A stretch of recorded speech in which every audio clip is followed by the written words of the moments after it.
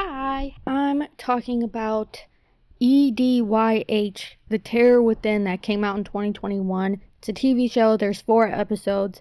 There's only the 1 season. There's nothing else. There's no IMDb page. There's one that shows up when you Google it called The Terror Within, but that's a movie from 1989. It's fully unrelated, as far as I know. The EDYH of the title, in the very beginning of each episode, it changes what those letters stand for. These episodes are like 10 to 15 minutes long. The first episode, those letters stand for exploring, depicting your happiness.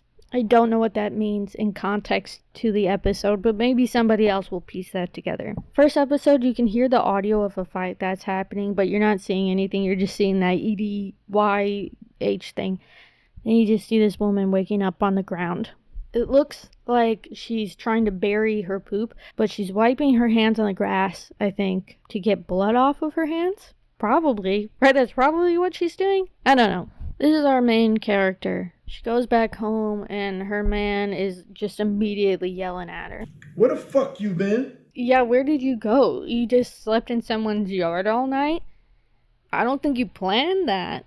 I stayed the night at my dad's house. Who the fuck gave you permission to think? Clearly, this is a toxic relationship. The guy's a total asshole. Then he's like, "Oh, what's that on your shirt?" You on your period or some shit?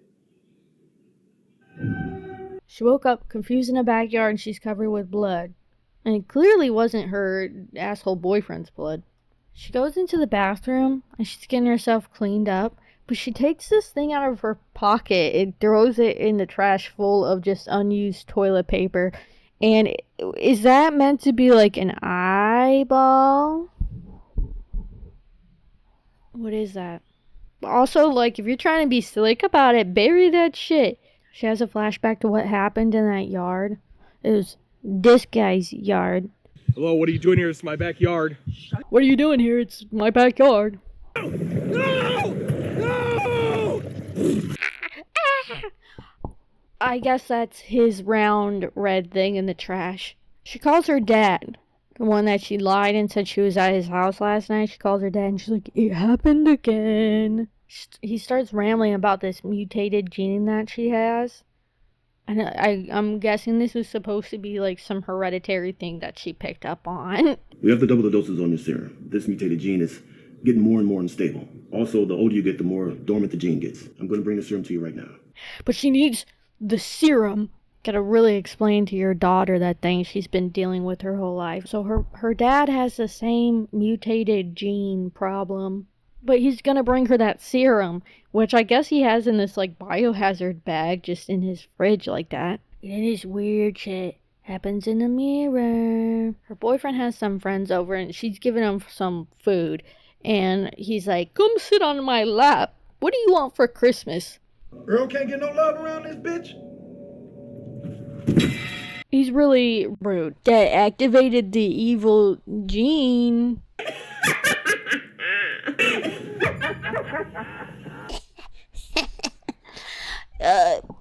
Being evil.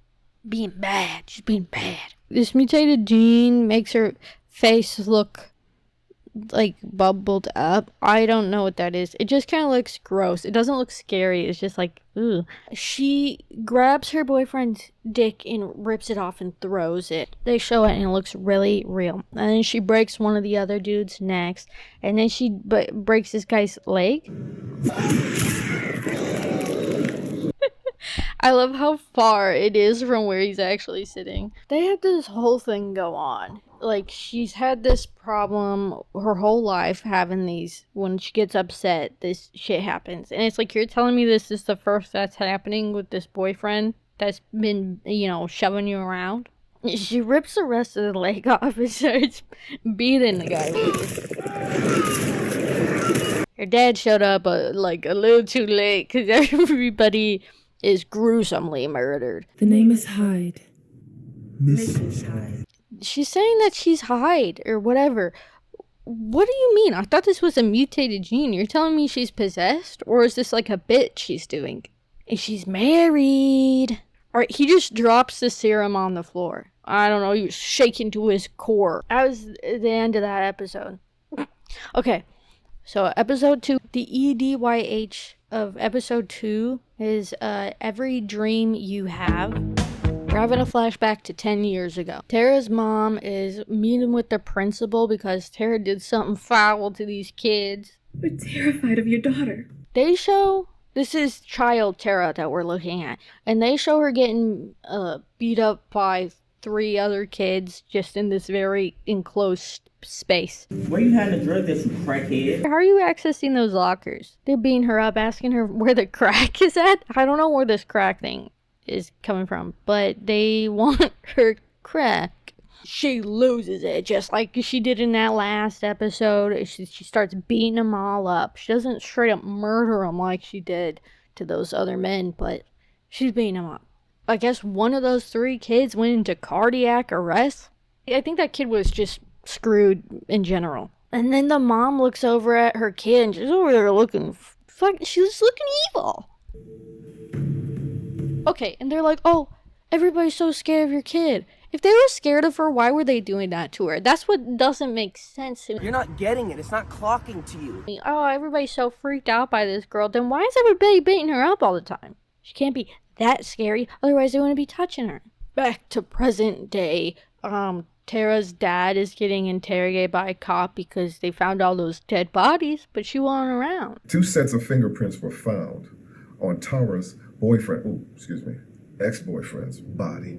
If your partner dies, do they become your ex? So they don't think it was Tara that actually killed these men because they're like, she's like a little lady. She couldn't have done that. So they're like, it must be the second set of fingerprints. They're interrogating this man in this room and they have this whiteboard back here. Okay, we got person of interest, which is Tara up there, I guess. And then deceased. Suspect B, question mark. First off, you guys are doing a shit job. That's all you've got right now. But why would you have that in the room you're interrogating somebody in? I know she's a person of interest. It's right on the board right there. Now, I don't believe that Tara killed her boyfriend. I thought it was her ex-boyfriend. Okay, 18 hours ago, Tara was at a bar. This is after she killed those men. She's slamming them back. Can I get you a drink, sexy? There's so much space in here. That was unnecessary, but I think just by reflex, I'd punch him. I wouldn't have meant to. I wouldn't be upset about it, but I would have punched him. The bartender starts talking to her, and he's like, what's going on? Was it a good breakup or a bad one? It's definitely good for me. How about a slice of chocolate cake to celebrate? Good? It's definitely good for me. You killed him. What do you mean? I'm starting to think both sides of her are a little evil. Let's get some chocolate cake to celebrate. What? Before the chocolate cake, she's got to go to the bathroom. And that dude that asked her if she wanted a drink, he's sitting with some other 2 people, and he sends one of them to go, follow Tara to the bathroom. She's doing that evil shit in the mirror again. But when she walks out, this other lady is like, okay, I was just standing here like a freak. And she's not even looking at her. Hey, chica, you look stressed. You want to go for a smoke? Do you want to go smoke a cigarette? No. They don't go outside. They go out to this hallway to smoke. This strange woman gets all real, touchy up on her. And she just knocks Tara out. Tara doesn't go evil mode on her. And those 2 other guys come in and they drag her body outside. I guess they're trying to, sell Tara. Can't take anything less than 20 for her, okay? 2 of them walk away. This dude's trying to take a selfie with her unconscious body. Oh, you look so beautiful. Oh, yeah. But Tara starts to stir that Jean's waking up. She kills him. The other 2 are like, what the heck? They just stand there and watch this happening. She got the keys to the car, I guess. She turns on the headlights. There, I guess, was a shit ton of women in this van. Get out of here! And she tells them to leave. So, the Jean is not so overpowering as to make her just fully evil. Just the bad people, whatever she deems as bad.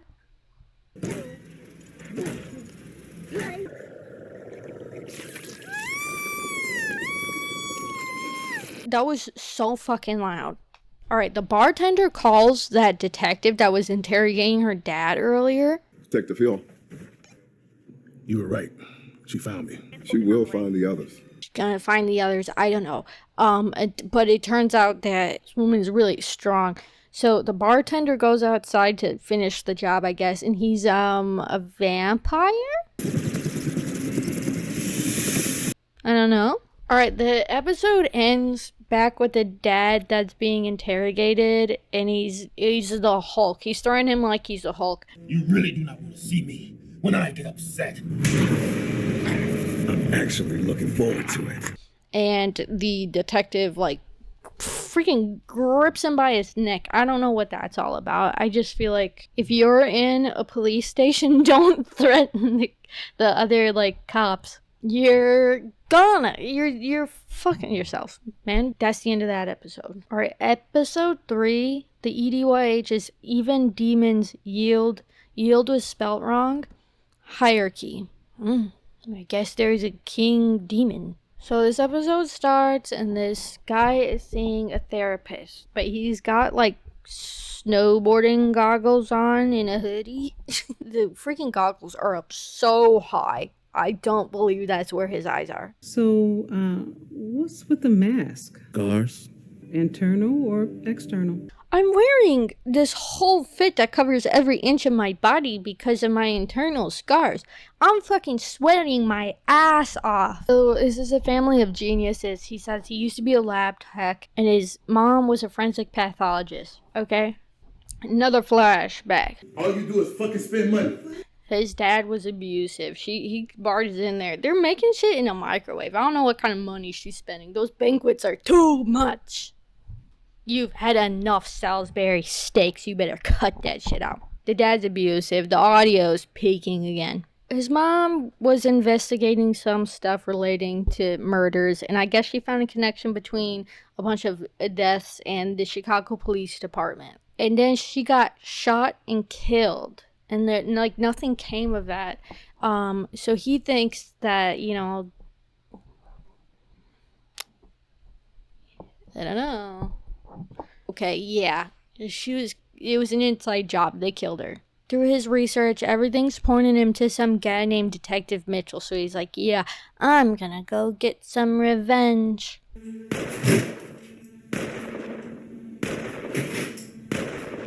You know when you shoot people and they stay standing up? You know, it looked really real, but that was fake. So Detective Mitchell actually like goes up to him and grabs the gun because he hesitated. He didn't have it in him. And then all of them start beating the shit out of him. So that's, you know, he is physically scarred. You fucking stupid. His face is fucked up. So here he is with his face messed up, and he's doing some sciencey shit. He's telling the therapist he made some chemical weapons for the government, and then he had the bright idea that he's like, let me take one of these. I want what's going on with this. The dude's yapping a lot. He got this bald spot. I'm not sure if the bald spot's actually related to the show. Would you shave part of your head for a show that has no IMDb page? Enhances speed, reflexes, and a few other special tricks. So he gave himself this shot, and it made him super powerful. Or it was supposed to. I don't know if it actually worked. With an incredible desire to kill someone. It made him want to kill somebody. How did you suppress this newfound desire? Suppress.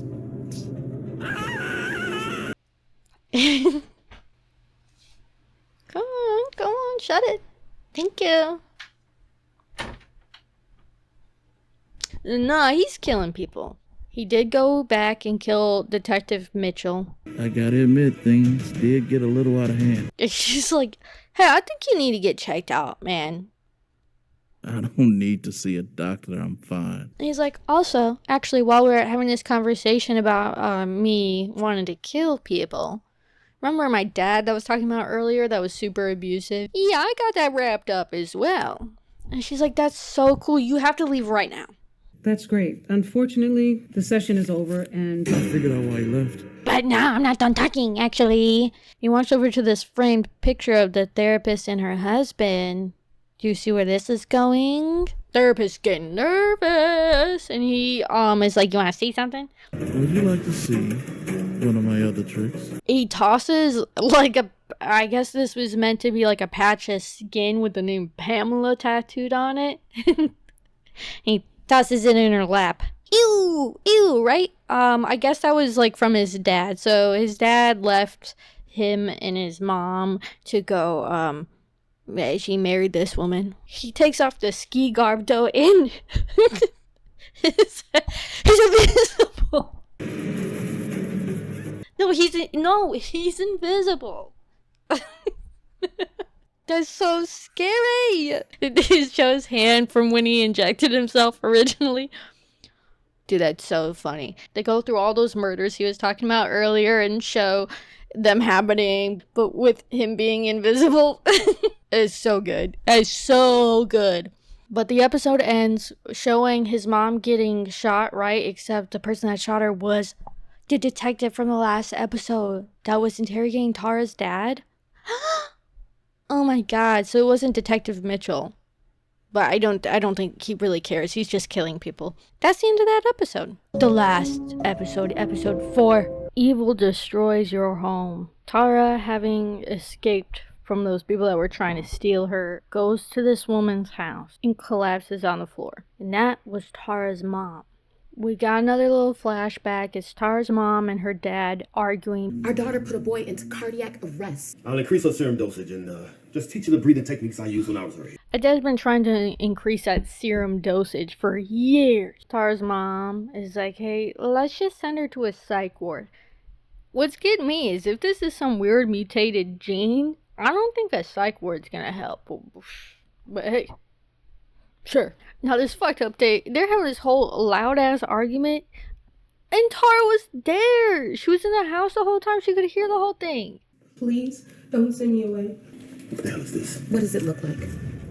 Do you know what it's like to be terrified of your own daughter? I'm so scared of her. If you're so scared of her, I think you'd be a little more mindful of having these terrible conversations while she's in the house. She already filled out this form though, so we got it. Tara Anderson. June 1st, her birthday just passed. That's gotta be a real phone number, right? Where's my phone? Utility, yes. They're selling something. Truck paper in Elmwood Park. They sell trailers. Interesting. Do you know what it's like? You're clearly not that scared of her because you're doing all this shit directly in front of her. You think that's not gonna upset her? They hear a knock on the door and the mom goes to go answer it. I guess she called that psych ward and they're there to pick Tara up. Tara grabs her mom's arm, giving that evil look again. Back to the present, Tara wakes up in this bed. She goes out into the kitchen and they're making pancakes. My name's Jory. Hello. You nerdy ass bitch, don't touch me. How long have you and my mom been friends? That's Jordy. She's blissfully unaware of the fact that that's her sister to the tension in the room. So the mom is like, hey, why don't you get the fuck out of here? She says, go to your room, watch some TV. And she sits down and Tara and her mom are having a little conversation now. Of course you're all right. As for the men that were killed in you and your boyfriend's home, he abused me, so they deserve to die. Her mom cuts to the chase. She's like, I know you killed those men. But then she's like, do you even remember what happened? Do you remember what you did to me, Tara? You and Dad were arguing about what to do with me, and... I mean, I know that it's probably hard to, act this out genuinely, but that's just not it. We're back to the flashback, and, Tara just, launched her mom. But I feel like, why couldn't you have had the mom wear pants or something? And they show the lady that was supposed to be picking Tara up walk in, and then she just walks back out like, no. Don't say anything.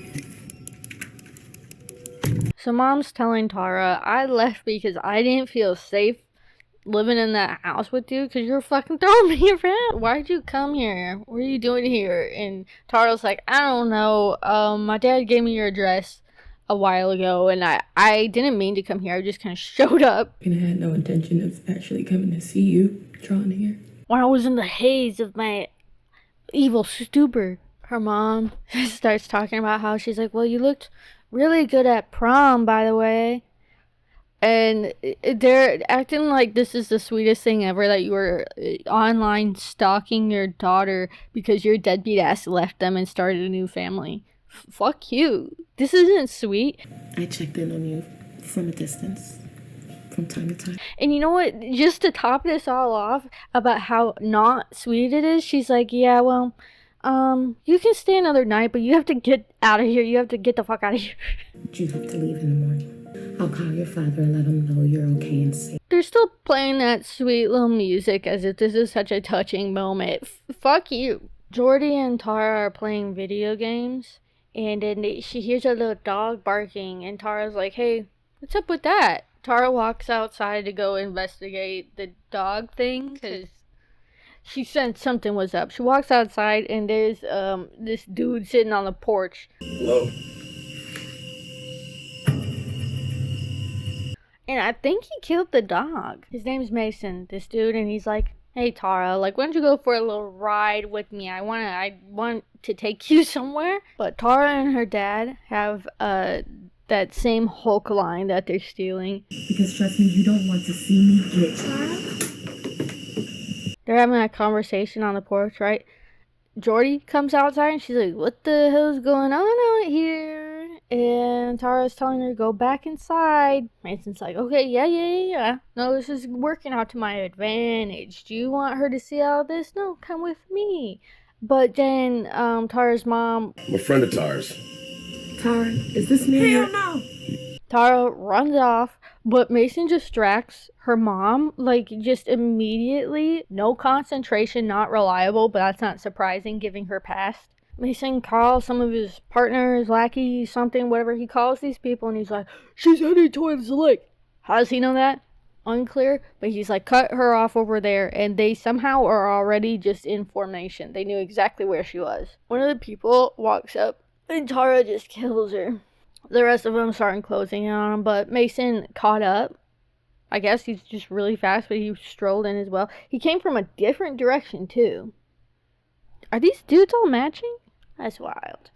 There's some, like, screeching going on somewhere. Would somebody shoot whatever the hell that is? And he's trying to calm Tara down, and this dude's just, like, buzzing his taser next to them. Like, just out and open, buzzing this taser. Tara, look at me. Look at me. All right? Calm down. Okay. They taser, she's out cold, and we have this POV of some other, like, creature. I don't even know what to call this. This is like a merman.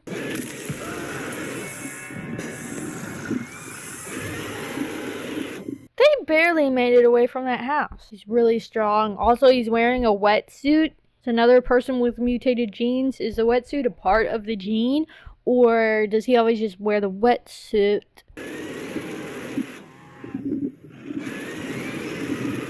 Say what you want about that whole thing, but this dude's got the stance down. He runs away and jumps into the water. It's abruptly morning time, and then they show this person on the phone. Our friend was very exceptional last night. I see our training is paid off. Did you put a track on one of them? Of course. He's talking to that detective. He's like, let me send you this file on somebody. We need this dude. Who is this? Someone we really need on our side because the war is coming. And then immediately, it's a different time of day, and the wetsuit man is talking to her, and she hands him her phone, and this pops up onto the screen. I didn't notice until right now, but I think it's the invisible man with the whole thing on. But here's the thing. How do you identify an invisible man? Is that supposed to mean something to this fish guy? And then she's just calling him a good boy for like the next couple minutes. She says it like 3 separate times. Good boy. That was the end of that episode. I mean, I guess stuff is like slightly coming together, but not really. That came out like 4 years ago. Are they done? Did they give up? They had to have spent so much money on those costumes and stuff, though. How much does a wetsuit cost? I really like the parts with the invisible man and that little merman at the end there. Phenomenal. The rest I could kind of take it or leave it. I don't know if they're making a second season or if they're just concentrating on that truck business. That's it. I don't have anything else to say about that. 7 out of 10. Why not, right? It doesn't even feel like that should have been all the episodes in the season. Thank you. Bye.